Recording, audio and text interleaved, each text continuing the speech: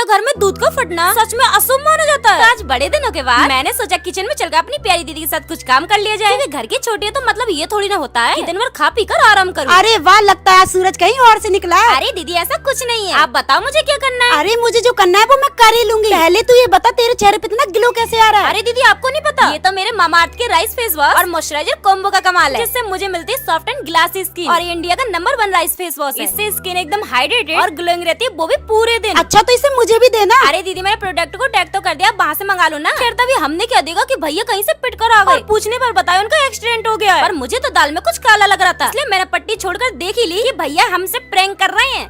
शादी आने पर लोग खुश होते हैं, पर मैं क्यों रो रही हूँ? देखिए कल मैंने ना यूट्यूब पर फ्रूटी से आइसक्रीम बनाती हुई देखी थी, जो कि सच में बन गई और खाने में भी टेस्टी लग रही है। तभी दीदी आकर बोली तो अभी तक तैयार नहीं हुई। हाँ मैं तो भूल ही गई कि आज हमें ना शादी में जाना है। सारी तैयारी तो हो चुकी है, लेकिन हम लड़कियों की वही टेंशन की पहने क्या। मैंने तो भैया का दिया हुआ गिफ्ट पहन लिया, तभी ये मनुष्य लाइट चली गई। और मुझे तो ये समझ में नहीं आ रहा कि इतनी गर्मी में शादी करता कौन है। और थोड़ी सी और कमी रह गई थी कि भैया ने भी फोन पर डांट दिया। अब देखो शादी में जाना तो बहुत इंपॉर्टेंट है, क्योंकि हमारे पड़ोस में ना सब्सक्राइबर की जो शादी हो रही है। मैं ही ना शादी में जाती तो बहुत बुरा लगता, मैं तो चली शादी में जाता। अब चैनल को सब्सक्राइब कर दो, क्योंकि सब लोग पहले ही पहुंच चुके हैं। आज ऐसी क्या ही वजह हो गई कि मुझे घर वालों के पास बेहोशी प्रैंक करना पड़ा। तो आजकल हमारे आगरा में बारिश पड़ते ही हमारा तो जीना हराम हो जाता है, क्योंकि आपको तो पता ही है हम इस घर के दूसरे फ्लोर पर रहते हैं, जिसकी वजह से पूरा घर इतना ज्यादा गर्माहट देता है कि पूछो ही मत। इसलिए आज हमने भैया से कह ही दिया कि घर में एसी लगवा लो, लेकिन इन्हें तो देखो कैसे कह रहे हैं कि अभी हमारा इतना बजट नहीं है। अब इनका बजट देखते देखते लगता है इस किचन में किसी दिन गर्मी की वजह से हम मर ही जाऊंगी। जल्द सदीने का आइडिया अच्छा है, मतलब कि हम दोनों ने एक प्लान बनाया कि एसी ऐसे नहीं तो ऐसे ही भला है, लेकिन इससे पहले थोड़ा सा बेहोश होने का नाटक कर लेती है, जब तक कि जाकर भैया और दीदी को बुला लाई। और भाई साहब मुझे ऐसे देखकर भैया और दीदी के तो होश ही उड़ गए। मैंने भी थोड़ी सी एक्टिंग कर ही ली, लेकिन कुछ ज्यादा ना हो जाए इसलिए मैंने बताई दिया। अरे मैं तो प्रैंक कर रही थी। ये कहा ये कैसा घटिया प्रैंक किया तुम लोगों ने? मैंने कहा आप एसी नहीं दिला रहे तो यही करना पड़ेगा। वैसे आप कमेंट करके बताना कि हमारे घर में एसी लगना चाहिए ना।